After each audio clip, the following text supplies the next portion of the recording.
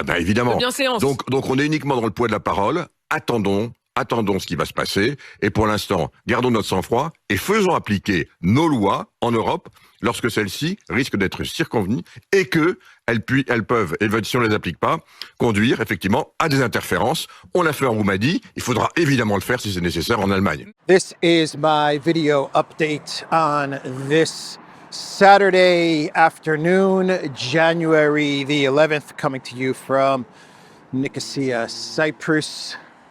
Let's talk about some news. And let's start things off with the statement from Thierry Breton, the former EU official, the former EU censorship czar. That is what Breton used to do when he was in the European Union. His official title was Commissioner for Internal Markets. I believe that was his official title, but what he was really responsible for when he was in the European Union was censorship. That was his job while at the EU. And he said during this TV broadcast, TV interview, that Europe, Germany, should not worry about the AfD. No need to panic just yet, because if something goes wrong in Germany and the AfD does better than we anticipated, what we did in Romania, we will do in Germany. The exact quote, as translated into English, is, we did it in Romania and we will do it in Germany if necessary. That is the English translation of what Breton said. So what does Breton mean by that? What does he mean by that? What we did in Romania, we will do in Germany. You mean cancel elections? Is that what he's talking about? Is that what you're talking about, Mr. Breton? Canceling elections? Is that an admission from Breton that the European Union was behind the cancellation of elections in Romania? Is that what he's admitting? Am I understanding this correctly? The EU was behind the cancellation of elections in Romania, if you go by Breton's statement. And then he's saying that if necessary, they will do the same in Germany. If the vote doesn't go our way, we'll cancel elections in Germany. Am I understanding his words correctly? I don't know. I don't speak French. Maybe the English translation is off. I don't know. But that's what it sounds like coming from Breton, who got into an argument with Ursula, and he resigned from his position at the European Union. A very public argument with Ursula. And at the time,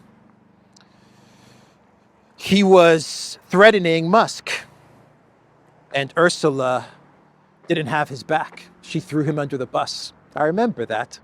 He sent an open letter to Musk as the censorship czar, and he warned Musk and X not to live stream or promote an interview. It was either an interview with Trump, I believe it was with Trump, but maybe it was with Putin. Maybe it was the Tucker Putin interview, but actually I think it was a Spaces with Trump. And he sends an open letter to Musk warning him, coming from the EU, warning Musk and X, don't live stream or promote Trump or this interview with Trump, something like that, or else you're going to face consequences from the European Union. And then Ursula came back as EU commissioner, and she said that this letter was sent without her permission and that Breton had gone rogue. And after that event, they got into a big fight. Eventually, he resigned from the European Union, and he sent a letter blasting Ursula. His resignation letter really laid into Ursula. So yeah, that's Breton. We've got tools. We've got tools. If the vote doesn't go our way in Germany, we're just going to pull a Romania. We're going to pull a Romania in Germany. EU collective West democracy in action. It's a democracy if our candidate wins. If our candidate doesn't win, then it's a do-over. It's Russian interference via Chinese-owned TikTok. Oh, man. So Greece's favorite son, a man who goes by the name of Joe Bidenopoulos, he has 9 days left as president of the United States. Is my Annalena math correct? He leaves on the 20th. Today is the 11th. Let's do some Annalena math. 20 minus 11. Carry over the 360 divided by 720A, not 720I. Yeah, it's 9 days. About 9 days is what he has left. And so yesterday, Biden decided, you know what? I've got 9-10 days left. I might as well pull the trigger on more sanctions against Russia. That's what he did. As was expected, as we predicted on this channel, on Alexander's channel, on the Duran, Biden went ahead with the toughest oil sanctions to date against Russia, sanctioning Russia's shadow fleet. 180 tankers in Russia's spooky ghost shadow fleet. The shadow fleet. The scary ships that terrorize the waters, the shadow fleet, which are tankers that are just not insured by London. That's what a shadow tanker is. That's what a shadow ship is. A tanker that's not insured by London. That's a shadow fleet. But yeah, he's placing sanctions on 180 of those. And he's also placing sanctions on Gazprom Neft, and I believe another Russian oil company, Shurkut Neftegas, Gazprom Neft and Shurkut Neftegas.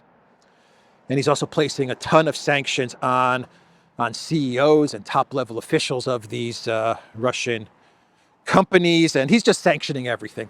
He's sanctioning everything that has to do with Russian oil.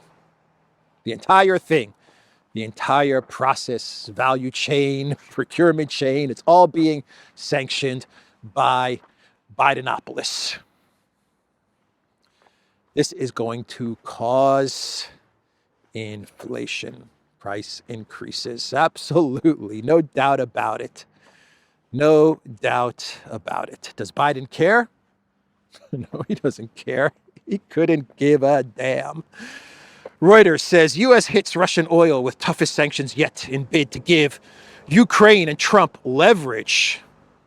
Yeah, that's the excuse that Biden is going with. As we predicted on this channel, as Alexander predicted on his channel, as we predicted on the Duran, Biden's going to place these sanctions on Russian oil. This is going to cause all kinds of disruption and chaos in the entire oil, energy, shipping market. It's going to lead to shortages, it's going to lead to inflation and price increases. Companies are going to close in Europe. But Biden, he is going to say that he's doing this in order to give Trump leverage when he eventually negotiates with Putin. What a nice guy, that Biden, huh? Biden's a swell guy, helping out Trump like that. Because everyone knows that in 9 or 10 days, when Trump becomes president, Trump is unable to place any sanctions on Russia. He just doesn't have it in him. He doesn't have it in him to place sanctions on Russia. And so Biden is giving him a helping hand. And that way, Trump has leverage over Russia when he negotiates. It's just stupid, man. The dumbest cover-up excuse you can think of from the Biden White House. Let's see here. The U.S. Treasury Department on Friday announced a fresh round of sanctions against Russia, imposed in conjunction with the UK, of course, the UK. The restrictions target Russia's oil industry, including two major producers, Gazprom Neft and Surgutneftgaz, as well as their subsidiaries and entities providing various services to both oil companies, including insurance and transportation. The United States is taking sweeping action against Russia's key source of revenue, Treasury Secretary Janet Yellen said in a statement accompanying the announcement. With today's actions, we are ratcheting up the sanctions risk associated with Russia's oil trade, including shipping and financial facilitation in support of Russia's oil exports. We are going to choke off the funding for Putin's war machine, according to Janet Yellen. What did Maria Zakharova say in response to these latest tough sanctions from Biden? She said, and I quote, "Some people leave a mark on history while others manage only a mess." That is what Zakharova told Russian media. Yeah, Biden does leave a mess. That's for sure. He sits down on a sofa, and when he gets up, it's a mess. Yep, some people leave a mark on history. Biden leaves a mess. Oh, boy. Yeah, this is going to cause all kinds of disruptions. But you know what? The oil's going to get delivered. The oil will get delivered. The oil always gets delivered. It always gets delivered, right? So they'll change up, the ships will change up names and flags and paperwork. And they'll change up their routes and their ports. They'll do all kinds of things. So the shippers will do all kinds of things. It's just going to add on to the cost. It's going to make things more expensive, right? More bureaucracy, more paperwork, more admin, more risk. It's just going to make the oil more expensive. And of course, it's going to affect all of us. It's going to make our lives more expensive. What a swell guy, that Biden, huh? What a swell guy. Oh, man, Bidenopolis, burning everything down as he leaves. Just burning it all down as he exits. Because he can't admit defeat. I can't admit that Putin kicked my butt. I can't admit that Russia defeated us in this proxy war, so I might as well just burn it all down. So Starmer, he is on the way to Kiev, according to Zelensky. Zelensky said that Starmer is going to be visiting him in Ukraine. This is going to be Starmer's first trip to Kiev. Can you believe that? I thought Starmer had already visited Kiev, but no, Zelensky has visited London. I believe many times he's visited the UK, but Starmer has never made the trip to Kiev. This initiative was started by Emmanuel Macron. The British look at it positively, but I will talk in detail with the Prime Minister about it at our meeting, Zelensky told reporters late Thursday after a meeting of Ukraine supporting countries in the Ramstein air base in Germany, the Ramstein air base in Germany. It will take place. He will be visiting Ukraine. He will have a visit to Ukraine and we will talk, Zelensky added. He did not say when Starmer's trip will take place. Although the UK Prime Minister's office declined to comment, Bloomberg said the visit might happen in the coming weeks, citing an anonymous source familiar with the matter. So the purpose of the meeting, according to Zelensky's statement and also according to Bloomberg, they have an article with the title, Keir Starmer to visit Ukraine to discuss post-war peacekeeping force, is that Starmer is going to go to Ukraine so he can talk Trump and British troops in Ukraine. He wants to follow up on Macron's idea of troops in Ukraine, peacekeepers, as Macron calls them. And he wants to see if he can find a way to get British troops doing some peacekeeping in Ukraine. That's the purpose of Starmer's visit. So many problems that Stammer has going on, and what is he focused on? Traveling to Kiev. Some might say that Stammer's trying to get away from his problems in Britain. Some might say that he's trying to find an excuse to run away from his problems and his responsibilities. So that's the trip from Stammer to Zelensky. Gas shortages in the UK. British gas operator concerned by low storage levels. Cold weather and Ukraine's termination of Russian gas transits have led to higher demand, Centrica has warned. Gas shortages in the UK, and Stammer is going to run to Kiev. And the UK media was telling us that Ukraine cutting off the gas transit from Russia is not going to affect Britain. It's not going to affect British citizens. No, it's not going to affect them at all. Of course it's going to affect them. Absolutely. Everything's interconnected. If Slovakia can't get its gas, that's going to cause problems for all of Europe and the UK. If Hungary has trouble getting its gas, it's going to cause problems. If the price of gas goes up, it's going to cause problems. It's going to cause shortages. Absolutely. That's what happens when you decide to cut off gas transits through your country in order to punish Fico. Zelensky.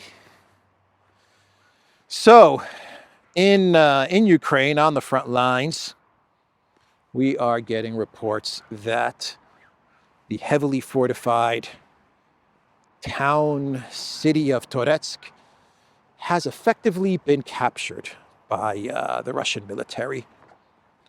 All the reports that we're getting is from this area on the front line is basically saying that Russia has near full control of Toretsk. And Russia is very close now to capturing Chasov Yar as well. Things are going really bad for the Ukraine military on the front lines. And so what the Pentagon is going to do is they're going to leave $4.8 billion for the Trump administration to spend on weapons to Ukraine when he becomes president. That is what the Pentagon said the other day in a press briefing. There will be a few $1 billion in authority left for the incoming administration to decide what they decide to do with that remaining authority, Singh, the spokeswoman of the Pentagon, said. She added that the Pentagon was not able to spend the full amount available under the Presidential Drawdown Authority, as we were not able to resupply our own stocks fast enough to replace weapons sent to Kiev. So because the United States was not able to resupply their stocks, the Trump White House will inherit $4.8 billion in weapons to give to Ukraine if it wants to give those weapons to Ukraine. Ooh, that's a nice trap, isn't it? That's being set for the Trump administration. A very nice trap. Because if Trump doesn't send those weapons to Ukraine, well, he's going to get blamed for the collapse of the Ukraine military. And the Ukraine military is collapsing very quickly. Toretsk, Chasov Yar, Pakrovsk is next. But if Trump does go ahead and give the $4.8 billion that's left over from the Biden White House to Ukraine, well, then he's He's funding the conflict in Ukraine, right? He's breaking his promise. He's sending money, weapons to the Zelensky regime. And he starts to get bogged down in the Ukraine conflict. Interesting trap that is being set for Trump. Anyway, let's do some clown worlds, and we have to start off with the Joe Rogan interview of the Zuckbot. Zuckbot no more. He's no longer an android robot. No, that's not Zuckerberg. That was Zuckerberg 1.0 under Biden, under the Biden administration. Now we have Zuckerberg 2.0 under Trump, under an incoming Trump administration. And that Zuckerberg is a cool surfer MAGA, Scooby-Doo, Shaggy-Doo, tech oligarch. He's got his necklace, his chain, he's got his hair. He's free speech. He's against censorship. He's the cool Zuckerberg, the MAGA free speech cool Zuckerberg. Shaggy from Scooby-Doo. You got a Scooby snack? Scooby snack? Shaggy? Yeah, is anyone buying this Zuckerberg 2.0? I'm not buying it. I don't think anyone is buying it. Joe Rogan had him on, and they talked for a few hours. And Zuckerberg, he revealed that the Biden White House, they pushed Facebook and Instagram, Meta. They pushed Meta to censor, to take down posts and censor memes and information that ran contrary to the White House narrative on COVID and vaccines and all of that stuff, the COOF. He said that the Biden White House called up Meta and they would yell at Meta to take down this post and censor this person and that person. Poor Zuckerberg, man. He said it was awful. He said it was awful. Brutal, I think is the word that he used. It was brutal. Getting yelled at by Bidenopolis. Poor Zuckerberg. Worth $200 billion. He owns the most powerful social network, one of the largest, most powerful social networks on the planet. Donated $400 million to the Biden campaign of his own personal money, $400 million to the Biden campaign. And yet he has no leverage over Biden, the Biden White House. He just can't stop the Biden White House from yelling at him and from forcing him to take down posts and memes and banning accounts. Poor Zuckerberg. Powerless, absolutely powerless against the Biden White House. The Zuckbot. Surfer Zuck. Shaggy Zuckerberg. Yeah, so Zuckerberg's afraid that Trump is going to break up Facebook. That's what he's afraid of. That's it. He doesn't want Facebook broken up. Because he went hard against Trump. He suppressed the Hunter laptop. He did that. He donated the $400 million to the Biden campaign. He did that. He banned a U.S. president. Whatever you think of Trump, like Trump, hate Trump, indifferent towards Trump, Facebook, along with all the social media companies, they banned a U.S. president. That's unbelievable, man. That is freaking unbelievable. But he did that. And so now he's afraid that the Trump administration just might have some hard feelings about what he did to them. Don't break up Facebook. Please don't break up Facebook. That is Zuckerberg's fear. So he's concocted this new identity. Doesn't take much. If you're worth $200 billion, and that's what Zuckerberg is worth, if you're worth that amount of money, doesn't take much to create this new persona that now Zuckerberg is introducing to the world. Notice he's going on all kinds of interviews and podcasts and releasing short videos talking about how he's a champion of free speech and he's seen the light. He's been red-pilled. Don't believe any of it.